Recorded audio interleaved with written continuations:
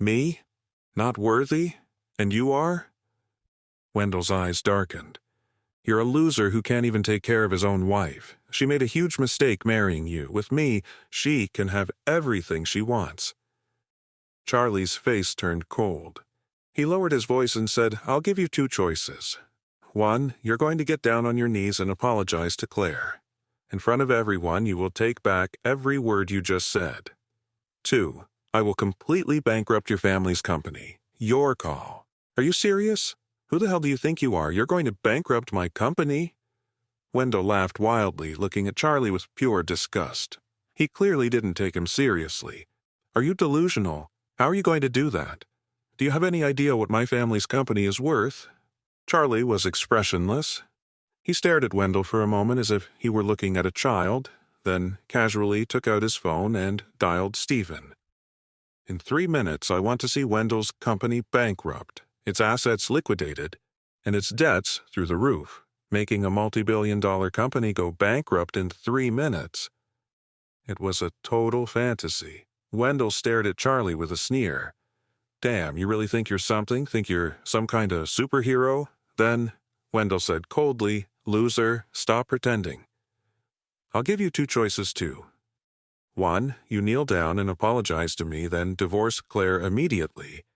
Two, I'll get a few guys to wipe you off the face of the earth. Then you can watch me and Claire be all lovey-dovey. The choice is yours. You have 1 minute. Charlie looked down at his phone. You have 1 minute left. Are you sure you can't be saved? Screw you. You have 30 seconds to think about it. If you don't get on your knees, I will make you regret this for the rest of your life, Wendell said, his voice dripping with contempt. 20 seconds, 10 seconds, 5 seconds. Time's up. Don't blame me for being cruel. You're the loser who brought this on yourself. Wendell straightened his collar, then motioned to a few of his bodyguards, ready to take care of Charlie. But at that exact moment, Wendell's cell phone rang. Wendell was taken aback. He saw it was his father calling and quickly answered. Dad, I'm at the party. Are you here yet? On the other end of the line, Wendell's father was screaming, You idiot! Who did you piss off? What have you done? All our shareholders are dumping stock like crazy. Our stock has dropped more than 90%. Then his father yelled again. The bank is calling in all our loans. All of our partners just pulled out and won't pay us. Our cash flow is gone. The only thing left is bankruptcy and liquidation. Listening to the voice on the phone, the color drained from Wendell's face. Cold sweat dripped down his forehead. Our family is finished, completely finished. Wendell wanted to ask what was happening, but then he heard police sirens wailing through the phone. It was followed by the sound of a door crashing open and a police officer telling his father to cooperate with an investigation. He went completely limp. The phone slipped from his hand and shattered on the ground. His legs gave out and he collapsed to his knees in front of Charlie. A gust of wind blew past, but it was nothing compared to the chill in his heart. His bodyguards saw this and froze, completely stunned. They didn't move an inch. Wendell was terrified. He whispered to Charlie, Who are you? You did this, didn't you? The crowd of onlookers was just as shocked. Wendell takes one phone call, and suddenly he's on his knees in front of the Wilson family's son-in-law. What was going on? Charlie looked down at him, leaned in, and said in a low voice, I gave you a choice. You just chose the wrong one. I know I was wrong. I'm sorry, please. Just let me go. This has nothing to do with you. I never touched her. I had nothing to do with the Emgren Group contract. I made it all up. I'm begging you, please forgive me and my family. Wendell kept bowing and scraping on the ground, begging for forgiveness. He never could have imagined that the Wilson family's live-in son-in-law had this kind of power. One phone call, and his family was destroyed. When he finally lifted his head and looked at Charlie's face, he realized that this ordinary-looking man was more terrifying than any demon. Someone who could bankrupt his family in minutes was not someone you could afford to cross. Charlie shook his head.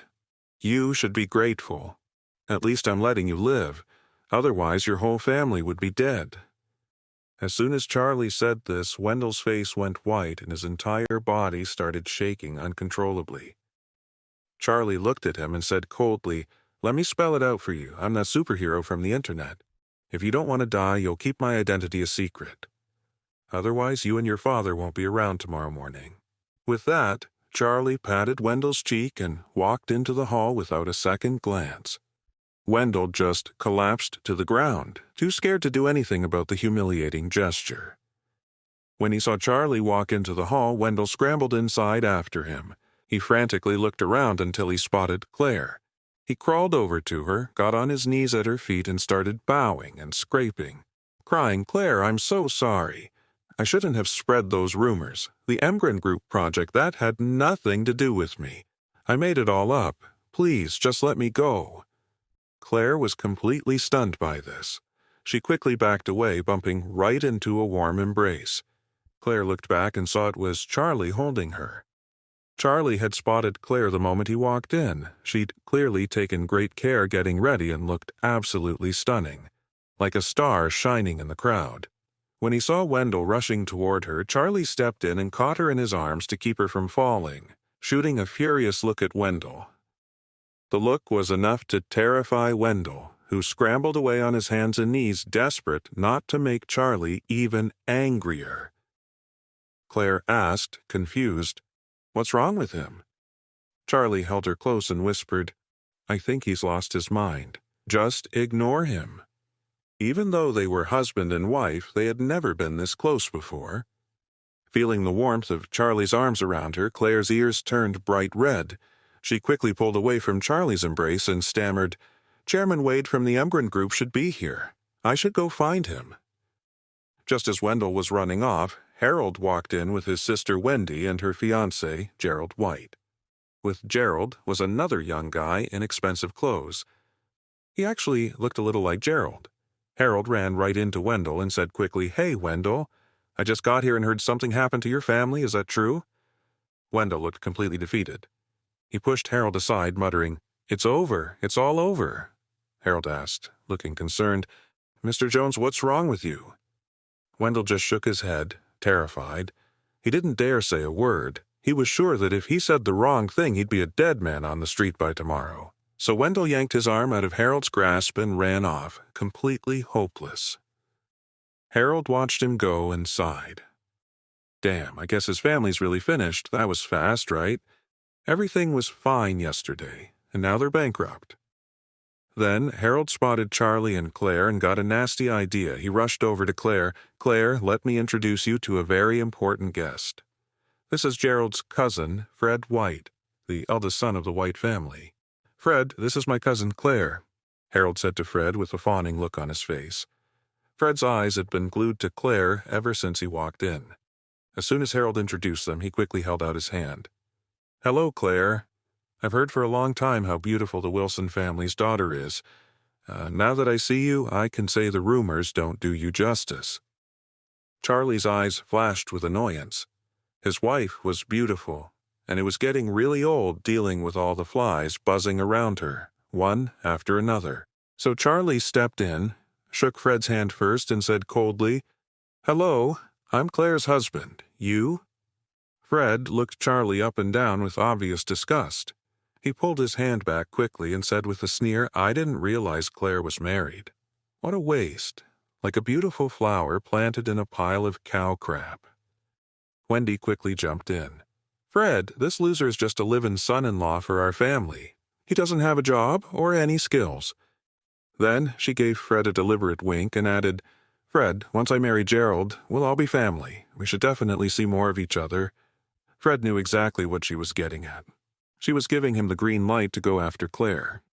He smiled and said, "Miss Claire is as beautiful as an angel. I would love nothing more than to get to know her better."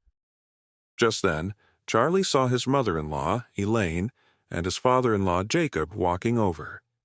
Elaine rushed right up to Claire and said, "Claire, have you heard? The Jones family is bankrupt." "What?" Claire asked, shocked. "When did that happen?" "Just now." Elaine sighed. "I was hoping you'd eventually divorce Charlie and get with Wendell, but I guess that's out the window now." Charlie was completely exasperated. Was his mother-in-law really this clueless? Didn't she have any idea who she was really dealing with when it came to her son-in-law? When Fred saw Elaine, he rushed over and introduced himself. "You must be Claire's mother, right? I'm Gerald's cousin, Fred. You're so beautiful, it's no wonder you have such a gorgeous daughter like Claire." When Elaine heard that Fred was not only Gerald's cousin, but also the eldest son of the wealthy White family, her eyes lit up. She said enthusiastically, "Yes, I'm Claire's mother. Are you and Claire friends?" Fred nodded and smiled. "You could say that. We only just met today, actually." Elaine was overjoyed. She nodded quickly and said, "Well, let's all find a place to sit. Don't just stand there, Mr. White. You young people should definitely get to know each other better." "Mom!" Claire exclaimed, cutting her mother off before she could say anything else. Elaine opened her mouth to say more, but Claire touched her arm and motioned toward the stage, reminding her to pay attention. Just then, Mrs. Wilson stepped into the spotlight. She looked around the room, beaming, then stood at the microphone and smiled. "First of all, on behalf of the Wilson family, I'd like to welcome all of our dear friends and partners to our banquet tonight. Next, please join me in welcoming the vice chairman of the Emgren Group, Miss Doris Young." The spotlight instantly swung over, illuminating a woman in the front row. Dressed in a black evening gown, her perfect figure was on full display. Under the lights, she was as dazzling as a fairy, and every man in the room couldn't help but stare. The vice chairman of the Emgren Group, an incredible beauty. Either one of those titles alone was enough to capture everyone's attention.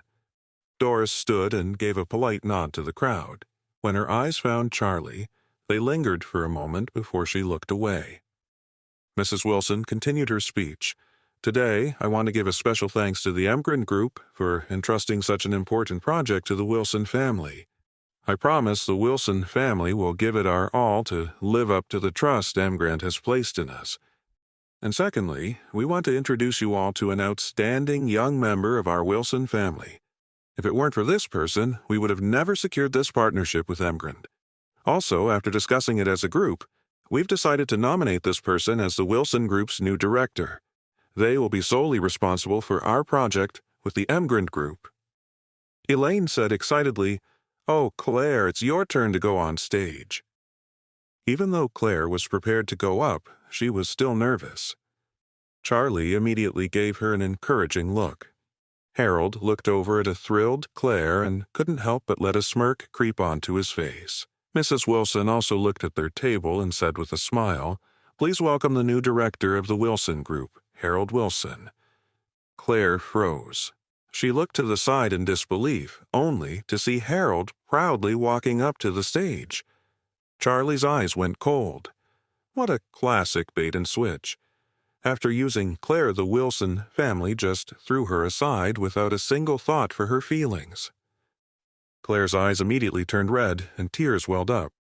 Without a second thought, she stood up and ran out of the room, not looking back. She had been so happy when she arrived, and now she was completely devastated. Charlie watched her go, his face growing even colder. Bullying his wife? They were asking for trouble? Meanwhile, Harold stood on stage and said proudly, "Thank you for the company's trust in me. I will definitely work hard as director, and I will absolutely complete the project the Emgren Group has given us." Mrs. Wilson nodded, satisfied. She took the microphone back and said, "There is one more important announcement for this banquet. We are fortunate to have with us tonight the new chairman of the Emgren Group. Please give your warmest applause and welcome Chairman Wade." The room erupted in thunderous applause. Every guest here tonight came to see the new chairman of the Emgren Group. Everyone was dying to get a look at him. People were whispering among themselves, trying to guess who would stand up. Someone even said, "I bet the mysterious chairman of the Emgren Group is the same person as that mystery hero who went viral online from that thing at Rare Earth. I think that's totally possible. The silhouette of that hero didn't look like anyone from around Oris Hill. Oh my God, if that's true, then the chairman of the Emgren Group is the most powerful and richest person in all of Oris Hill, isn't he? I can't wait to see who it really is." Amid the wild applause, as everyone stared with anticipation, Charlie slowly stood up, a cold expression on his face. As everyone stared in disbelief, Charlie slowly stood up. In an instant, every eye in the banquet hall was on him. "Charlie, what are you doing? Sit down," Elaine hissed, terrified. Didn't he know his place? With so many powerful people in the room, none of them had dared to stand up. And you, Charlie, a good-for-nothing son-in-law, what made him think he could steal the spotlight? Fred and Gerald shot each other a look, a wild thought crossing their minds.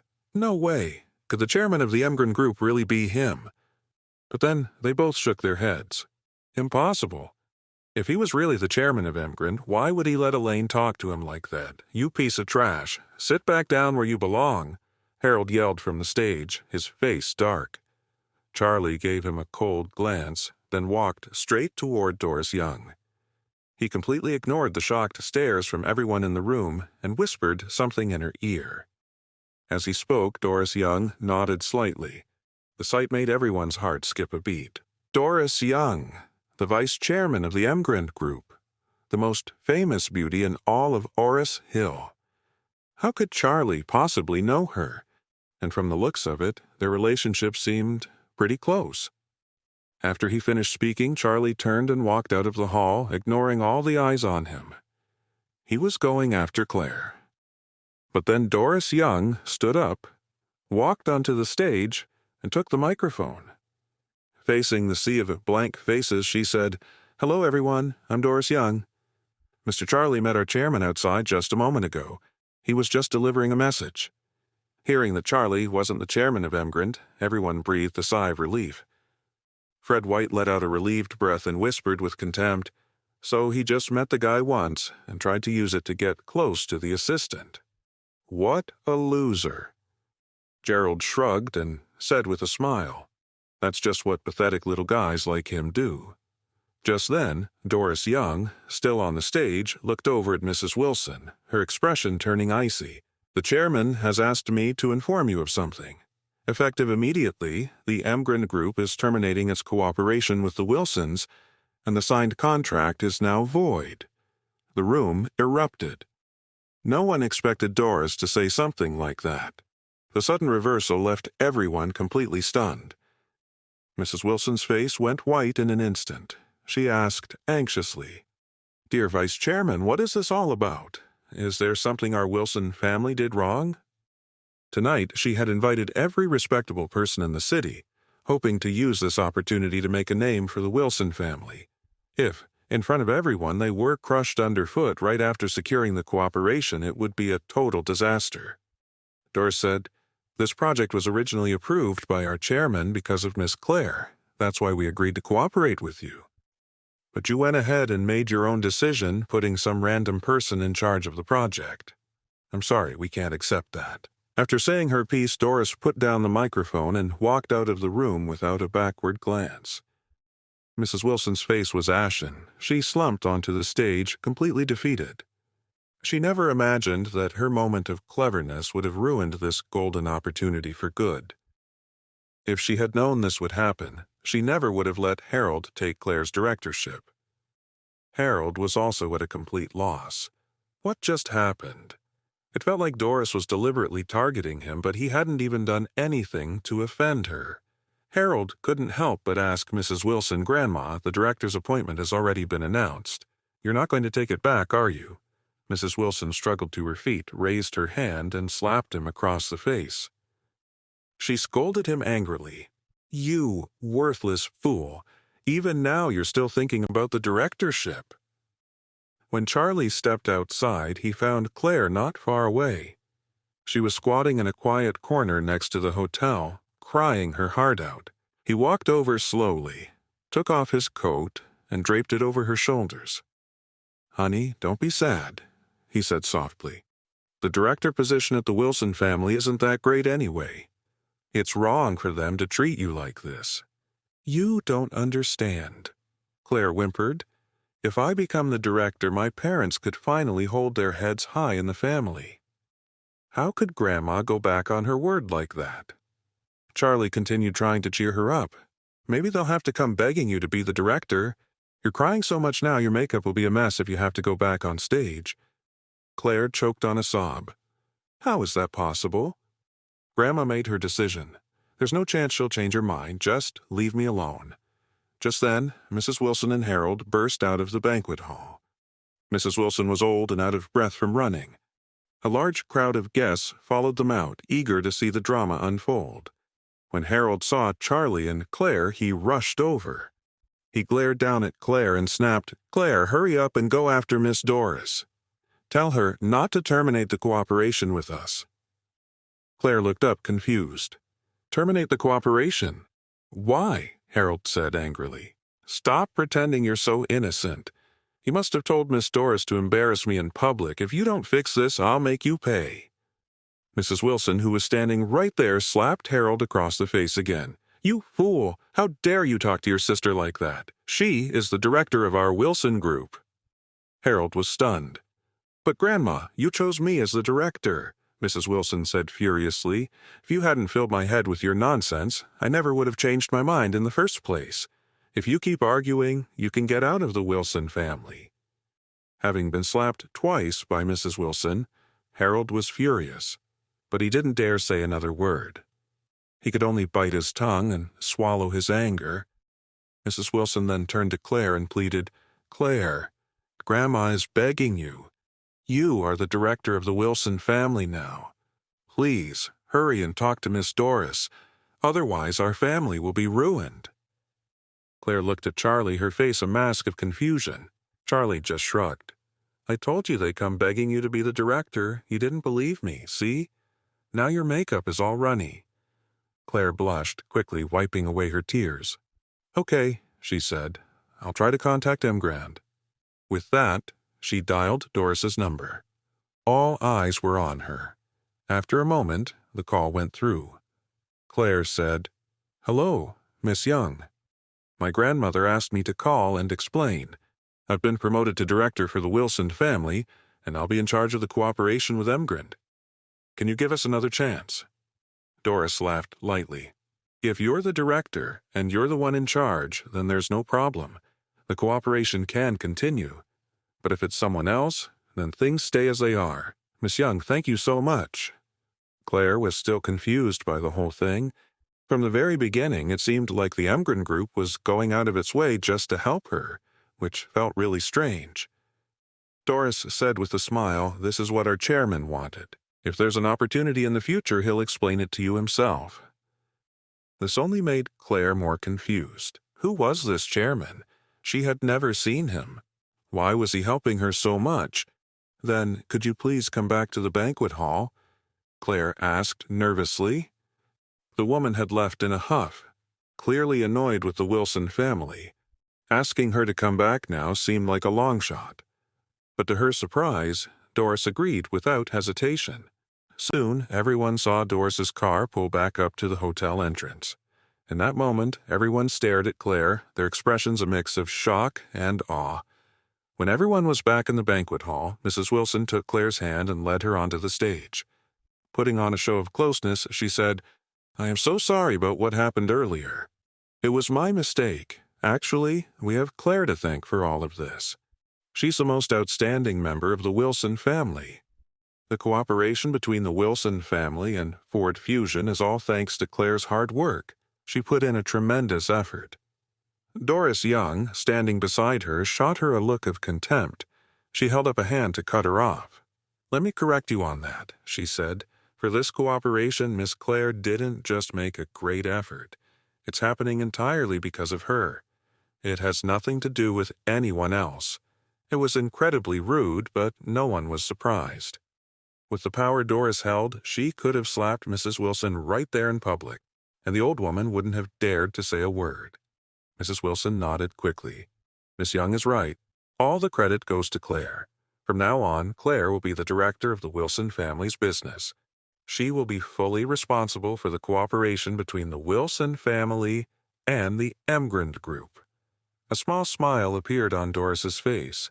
She shook Claire's hand and said, "I look forward to a successful partnership." Claire, still a bit lost, could only nod in a daze. The room erupted in thunderous applause. Everyone looked at Claire, their eyes full of admiration. This woman was going places. The Emgrand group took her so seriously. Claire herself was just as confused. She turned to look at Charlie. The situation was exactly as he had predicted. Mrs. Wilson had given her back the director position that should have been hers all along. Even after the banquet ended and they were back home, Claire was still in a daze. Thinking back to what Charlie had said, she couldn't help but feel puzzled. Over the past few days, Charlie seemed different. It felt like there was a lot about him she didn't understand, as if he were surrounded by a fog. That night, Claire became famous in Orris Hill. Everyone knew there was a rising star in the Wilson family, and that the Embren Group had her back. It seemed that with her, the Wilson family's comeback was just around the corner. The next morning, Claire woke up early, feeling refreshed, and hurried to the office. Today was her first day as director. She hoped she could give it her all and do a great job. After Charlie got up, he went about his usual routine of doing the housework. Charlie had just finished his chores and was about to head to the market for groceries when he got a sudden call from his mother-in-law, Elaine. He answered, and her frantic voice came through the phone. "Charlie, you have 10 minutes to get down to Safety Lane, or I swear you'll regret it when I get home." With that, she hung up. Charlie was confused. He hadn't heard from his mother-in-law all morning, and now she was calling in a panic like it was some kind of emergency. Even though Charlie couldn't stand his mother-in-law, he didn't dare ignore her demand. He quickly tidied up, then went outside to hail a cab and rushed over to Safety Lane. When he got out of the car, he saw a group of older folks angrily gathered in front of a closed insurance company. And right at the front of the crowd was his mother-in-law, holding a banner and shouting, "Harley is trash, a total scam. We want our rights and we want our hard-earned money back." Charlie hurried over to her. "Mom, you called me. What's going on?" As he spoke, the angry chants started up again, the crowd of seniors shouting so loudly it made his ears ring. Elaine pulled Charlie into her spot and ordered, "Here, you take over. Shout the slogan for me. I've been yelling all morning, and my voice is shot." This is only 5% of the story. Full story on Pocket FM app. Click on the link in description, install the app, and get 10 episodes free instantly.